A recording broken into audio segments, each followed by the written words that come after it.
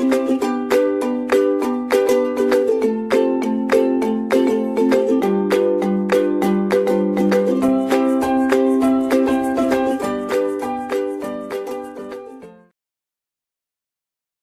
everyone, I am Harsh Khattar, working as Assistant Professor in Department of Computer Science and Engineering at ABES Engineering College, Ghaziabad. Today, I focus on basics of memory and memory hierarchy in computer organization. Yet, we have seen in previous 3 units about the processor, the basic computation by the computer. Basically, our focus is on the operations. Today and in few more lectures, we will discuss on the data part, that how the data is going to be stored in memory, how the instructions are coming from the memory, what is the basic layout and the organization of memory. So, this is the first lecture of this unit number 4, memory organization. If I focus on the memory part, it stores all the instructions, all the data which is present and coming to the CPU for the processing part, and then the result goes back to the memory to store. So, here the main component of memory are basically the storing of the programs and storing of the data and store and load the operating system, because we have a various categories of memory, and on behalf of the categorization of memory, we are going to store the different types of data and to retrieve the different types of data which is coming to the CPU part. So, here if I talk about the main objective of memory is to store the data and instructions.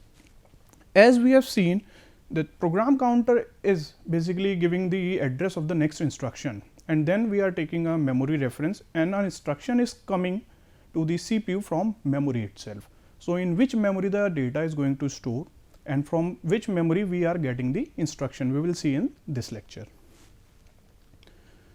If I specifically focus on the memory part, then there are 8 basic characteristics of memory. We will see all these characteristics in detail. The very first one is basically the location part. Location means the memory is placed at which part.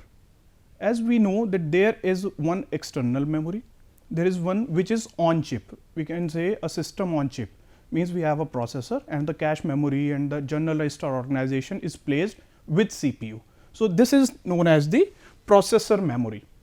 Next one is internal memory, which is placed, the chips are placed on the motherboard, like in our laptops, in our mobile phones, we have the memory which is placed like RAM, ROM. So, these type of memories are there which are located internally in the system, but not on processor, with processor. So, here if we talk about the registers, they are with processor. Our external hard drives, or we can say our solid drives, we can say SDD, these are placed as a external part in the system. So, these are the location are external memory. Next one is the capacity. We know that the capacity of hard disk is much more than the capacity of RAM. Generally, we are using 4 GB, 8 GB of RAM, but if I talk about the hard disk, it is about 1 TB. So, here based on our size or the capacity, we can define the data storage part. So, in terms of computer organization, we have 2 things in it. One is the word size, that a particular data is stored of which bit length. So, here if we talk about the 32-bit operating system, so here the word size is 32. Another one is the number of words, that how many words are going to store in a particular memory. Like my RAM is able to store the 4 GB of the data. So, here how many words are there, if I am talking about the word size is 32. So, based on the capacity, we can say the number of word in a particular memory is increased. So, this is basically dependent on the size of a RAM, that how many memory locations are there which are able to store the 32-bit word size. Another important one is basically the unit of transfer. In memory, we have different categories. If I talk about the unit of transfer, then we have internal, external and the addressable unit. Means internally, if the memory is placed on a chip, on processor, with processor, so here the data lines are used to transfer the data. Suppose a data from R1 is going to transfer to the R2, or the data of accumulator is going to transfer in the another register, general register. So, here we are using the basic data lines which are inside the processor. Another one is basically the external one. Suppose the data is going to be stored from accumulator to the memory. So, in this case this type of data is transferred in a large word. So, these are some basic things. If we talk about the unit of transfer, and yes, the basic unit is a bit, and if we are sending a complete block here, so we can say we are talking about the word. Now, if I talk about the access method, so access method are of 4 types. Like we can say the sequential one. Sequential one is if I am going to store the data at location 1, location 2, location 3, location 4. Similarly, if I am going to fetch the data, it will retrieve in a same order, means one by one we are going to take the data from the memory. And the another one is direct method. Direct method means if I want a data which is placed at location 100, so directly I am pointing to the 100th location. It is not required to traverse from 1, 2, 3, then 98, 99, 100, it is not required. So, if we talk about the direct access, so we are directly going to a specific location, okay, 100, next location is 1000. So, we are skipping all the in between addresses and directly going to the 1000. In this manner, the disk is on work. So, here we have a disk spindle which works, and cylinder by cylinder we are traversing the data and we are fetching a exact data with the help of this direct access. Another one is random access. This is a very important method when we are talking about the RAM, means random access memory names comes from this random access part. Here from wherever we are taking the word from the memory, it will take the same time. Basically, the average access time of a RAM is same if you are taking from the any of the location, like I am getting the data from the first location or the last location, my access time is always same. So, this is another category, and another one is a associative. Associative access is something which is used in the cache memory. Most probably in the upcoming lectures, when we will discuss in detail about the cache, we will discuss about this cache access, associative access. Yes, if I talk about the performance measures, that how we will check the performance of a particular memory, then we have 2 points, means how much time a memory is taking to giving me a data back, means as a CPU, I want the data in a fraction of time, a minimum amount of time. But is it possible for all the memory types? No, it is not possible. So, basically when we talk about the access time, it means I am saying I need a data which is present in register R. So, it is coming to me in how much time. So, this time unit is basically known as the access time, and another one is basically the transfer rate. That this depend on the communication part, means how far the memory is there from me. If I am a CPU, if a data is placed on 1 meter, it will take less time if a data is coming from the 1 kilometer. So, we can treat us as a system. I am a CPU, then we have a different memory organizations. On behalf of these memory hierarchies, we can say, okay, if a data is coming, like I am using a pen from my pocket, it will take a fraction of time. If I am searching in my bag to retrieve this pen, it will take more time, say 2-3 seconds or say 10 seconds. So, in this case, as the data is located far from me, it will take more time. So, this is just a transfer time, and a complete time is basically my access time, that it will take how to read the data and write the data from the memory part. So, this is how we are going to calculate the performance of a memory. If I talk about the physical type, so most of the memories which we are using in our systems are based on the semiconductors, but not all. If we are using some external memory, so they are categorized in the various types. Like if I talk about the disk or magnetic tapes, they are based on the magnetic method, not the semiconductor part. Like CD, it is also known as the optical drive, and there are so many other methods which we are using in making a good memory design. So, there are a division of memory on behalf of their physical types. Similarly, when we talk about the physical characteristics, first we discuss about the physical type, where we are talking about the conductor, the metal which is used in making of a particular memory. But now we are talking about the physical characteristics. These are a very important one, because when we are getting a data from the memory, it is not always possible that we are getting the exact data in a smallest amount of time. No, when we are talking about the smallest amount of time, it is not possible that all the memory of 1 TB of memory, 2 TB of memory is placed with the processor and easily we are getting the data. So, on behalf of the structure of the memory, we are seeking few parameters to be convert as a minimum part, means if we are talking about the power consumption. So, not all the memories are using the same sort of power. If a memory is used with the processor, it will take the power which is used by the processor itself. There are some other devices which take the power externally. So, in this case it is not relatable with the processor part. Similarly, if we are using a more or bigger size of memory, it will take more power. So, here these are some physical constraints which we are using in the memory organization.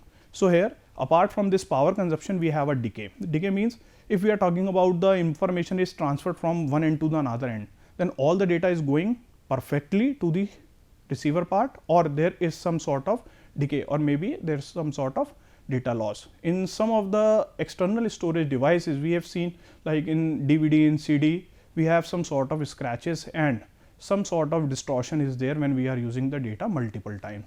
So, these type of things are also there when we are talking about the memory, because these are also a component of memory. We can't say only the RAM and ROM or hard drive is my memory. We can't say that this hard disk is not a memory, Blu-ray disk is not a memory, external memory, or we can say pen drive is not our memory. So, all are the components of memory and we are going to discuss these things in this class only.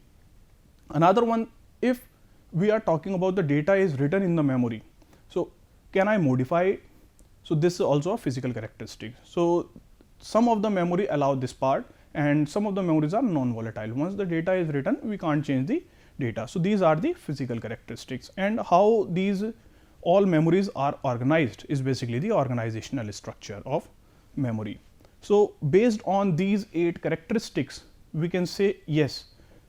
Now, come to the concept of memory, that what is the basic concept. Here, apart from these characteristics, we have 3 important parameters with us. One is the cost of memory, another one is basically the capacity, that how much data is going to store in this, another one is the access time. If I talk about the access time, if a access time of a memory is less and if I increase the capacity of the memory, then obviously the access time is also increased. So, here there is some sort of trade off when we are talking about, if access time is increasing, means the delay is increasing. If I am getting a data in 1 nanosecond, if I increase the size of the memory, then this time is increased, means a delay is arrived, which is in the form of transfer time. So, here when we consider these main 3 parameters, so here we need some sort of hierarchy in this.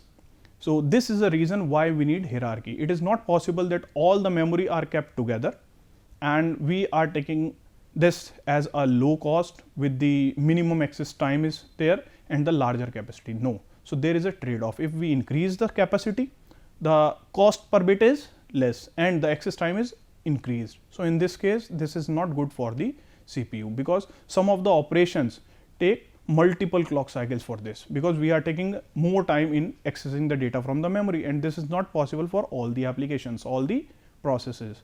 So, if we need to perform a process in a quicker manner, we need the data which is easily accessible in a minimum amount of time. So, for this we need a smaller access time memory, and obviously for a smaller access time of memory the capacity is less. So, what is the solution for this? Can we use a single memory which is taking all the applications, all the data is stored and then it is converted to the process and the processing is done by the CPU? No, with single memory this is not possible, that we can achieve all 3 parameters: lower cost, minimum access time and the larger capacity. So, this is a trade off sort of, like we have a trade off in programming concept, that there is a time space trade off. So, similarly we have a trade off here which is defining the cost, capacity and the access time. So, here what is the solution for this issue?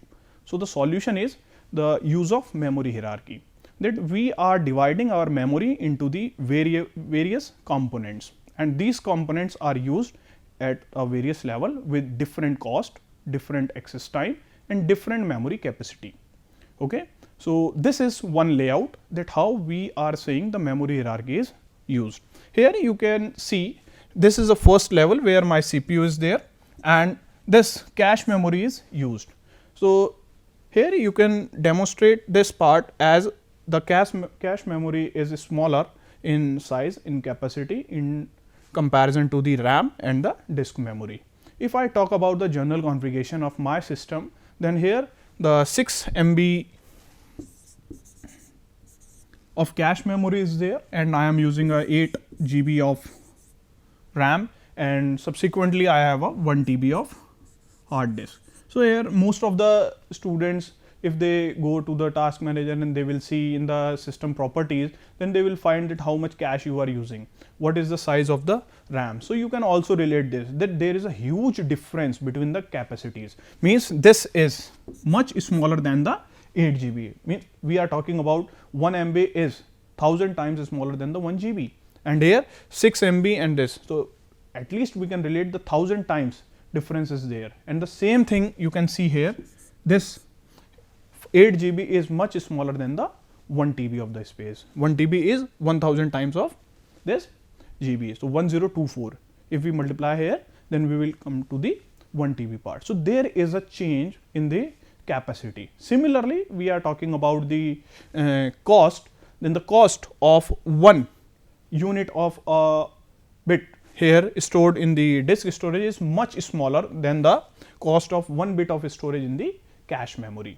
Similarly, we are talking about the access time. The fastest one is the cache memory, then RAM is relatively slower, then this is a much slower than the cache and the main memory. So, this is the outlay about the memory hierarchy.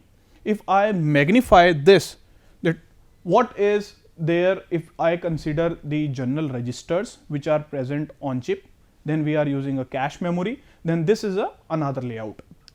You can see this layout as the CPU is present here, and with CPU we have another stack of registers which is known as a general register organization, and with this general register organization, if we treat this a single one time unit is taking here, then relatively large time access time is required when we are taking a data from the cache memory. So, cache memory is again in the various levels. Right now in our processor we are using L1, L2, L3, and now in some of the Intel and AMD processors L4 is also coming. So, this part you will see in the cache organization part in coming 2-3 lectures.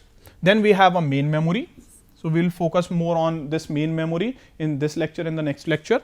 Then these are the two parts which comes under the auxiliary, or they say secondary memory. So, this is our primary memory where the data is stored. If we are using any of the application is running in your system, it is in the RAM, and then further the most frequent data is coming to the cache memory. Here the data is divided in such a manner that the data is coming here.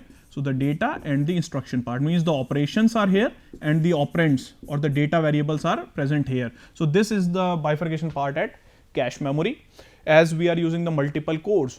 So, for all the cores we have a common primary memory, main memory, RAM, but the cache memory is different at the multiple levels, like L1 cache is up to the particular core. If I am using a quad core system, so here 4 cores are required in the quad. So, these 4 cores are taking its own level 1 cache memory. So, we will see this part in detail, and this is my secondary memory. So, this secondary memory carries the magnetic disk and magnetic tape. So, this is a one layout. If I focus on the time part, specifically on the time, specifically on the hierarchy, that how much capacity is there. So, one layout, one example I have given by taking a simple one with my laptop, that my laptop is carrying the 6 MB of the cache and 8 GB of RAM and 1 TB of hard disk. So, as we goes down to the hierarchy, then we can say the cost per bit is decreased, and we can say the capacity of the memory increases. As you are seeing here in this pyramid structure, you can see here this register is taking only a 1 byte of data, or we can say a 2, 3 or 4 byte of data, but here we are using the disk of TB of data is stored here. In the RAM, GB of data is stored as the pyramid goes down. Similarly, the access time also increases. In next slide, we will focus on this access time. Then the frequent access of the memory is also decreased. If a CPU is there, then it is most frequently using the registers, then cache memory, then main memory, and might be hardly it is taking the data from the magnetic tapes, which is down the hierarchy. So, this is one representation. If I more filter this figure in the next one, you will see this pyramid structure where you can also see the timings. If I am talking about the register, if it is taking 1 unit of time, then relatively 10 times more time is required to get the data from the cache memory. So, here you can relate this, that this is basically the inner memory which is placed on the motherboard, on the processor with the processor, and this is the external memory which is used to store the data permanently.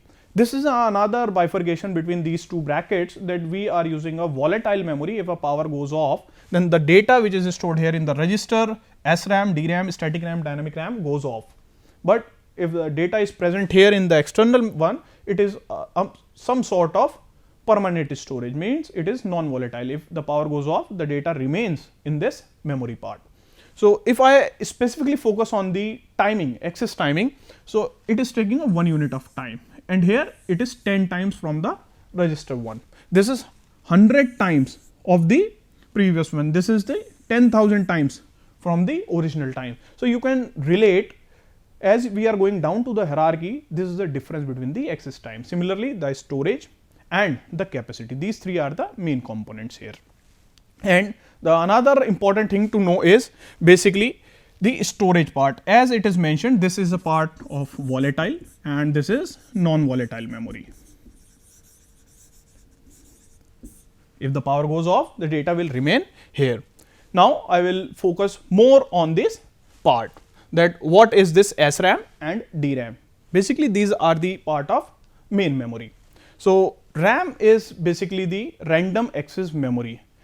Wherever you are saying I want the data from the RAM from the 100th location, from the 10th location, you will get the data on same time. That is a random access memory. So, this random access memory basically stores all the operations, all the processes which we are going to execute by the operating system, by the CPU. So, all the instructions are stored here in the RAM. It is not possible that you are using some instruction, you are executing some data, some program, some applications we are using which is not there in the RAM. No, it is not possible. If it is in the execution form, means the data is present in RAM.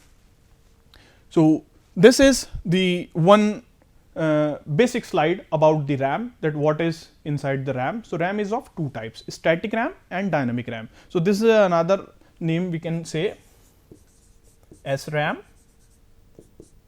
and DRAM.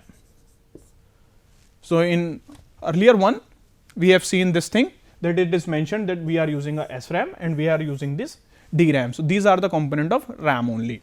So, now focus on this SRAM and DRAM. What is there in the SRAM? SRAM is basically used for the cache memory. The speed is faster in this. So, what is the reason behind this? The reason is basically that we are using here the transistors only. So, approx 6 transistors are used when we are talking about the storage of a particular bit of data in this. And in dynamic DRAM, we are using one capacitor and one transistor to store a data. And if a capacitor is charged, it will take some time to discharge. So, that is why it is using this capacitor and it takes more time to store a data and the access time is more in this. If we are going to update the data, if in one location I am saying at this location A I am storing 100 here. So, if I want to flush this 100 and rewrite it to suppose 1000, so it takes more time, and SRAM is not carrying any of the capacitor, it is only carrying the transistors. So, 6 transistors are used to store one bit here. So, here the basic flip flops are used, the transistors are composed of these flip flops only. So, here we this flip flops are used basically the store of one bit of data and they are carrying the transistors in it. So, in this manner we can say the SRAM is faster, that is why it is used in the composition of cache memory. So, this is mentioned here, which is a very important point, because in university exams you will see this question in last 5 years 2 times the same question came in the university exam, that what is the difference between SRAM and DRAM. So, here you can see this part. and this is a slower version of a RAM. So, which is known as the dynamic RAM, which is taking a capacitor in it. So, it is used in the RAM organization, which we are using as a RAM chip, means 8 GB of the RAM in my system, and this is something which is used in the cache memory. What is another difference here? One is the transistor and the capacitor one, another one is based on the working, they are used in the cache and the main memory, and another important one is it needs the more space, because we are not using any of the chip here. Here the capacitor is used, so it is more dense, and we can, if less space is required, we can increase the capacity of this part. Similarly, if we are using one capacitor, one transistor in place of 6 transistor in SRAM, so the cost is also decreased, means SRAM where the 6 transistors are used, it is more expensive than the DRAM. So, these are some neck to neck differences between the SRAM DRAM. In university exam, the weightage is approx 5 marks. So, you can just note down the differences. And the another category is basically the ROM. So, what we have discussed about it is in the part of RAM, where all the processes are used.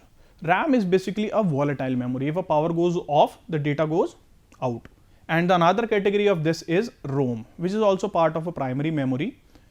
Once we start our system, means my system is shut down and I am going to start it. So, the first step is basically the booting process. So, this bootstrap loader is there in the ROM. ROM is read only memory. So, traditionally we talk this memory that it is only a read only one, we can't write it. But now in the latest technologies, we can also use the writable read only memory, means how we can say it is writable as well as read only memory. Yes, in new ROMs we have a provision of writing as well. So, let us have a look to ROM and its characteristics and the types. So, basically RAM is a read only memory, which is generally used for the booting purpose, and all the programs are saved permanently in this. Whenever we need such programs, we can fetch this data. Here I am discussing only about the 3 main types of ROM. One is the programmable one, which is a traditional one. Once the data is written in the chip, we can't change it. So, this is one time programmable one. So, from the manufacturer side, we are getting this part. So, it is non-volatile one, and once the data is written in it, it is not changed. Another one is a modified version, which is known as this erasable programmable ROM. So, EPROM is this. In this, we can read the data, we can write the data, but when we want to write it, suppose it is carrying the 100 programs in it. So, all these 100 programs will flush, and then we need to rewrite it. If we want to change one program, we need to change whole of the thing. So, this is another category, and there is one more expensive version, which is EEPROM. In this, we have a part that we can write a single one with the help of a special method to write the things. So, this is all about the ROM, and we have the other memories like auxiliary memory. So, this is your assignment part, that you can study this thing, auxiliary memories. There are so many new things, USB drives, we have a flash drives, SSDs, and these type of magnetic tapes. So, this part is a theoretical part, and you can study this by your own. So, this is all about the memory, and here the weightage in the university is from 5 to 10 marks about the basics of the memory, and I hope that you have covered this part when we are talking about this memory part. So, when we will meet in the next lecture, you will already known about these auxiliary memories and the external storage, which is also known as the secondary storage. So, this is all about the class. Thank you.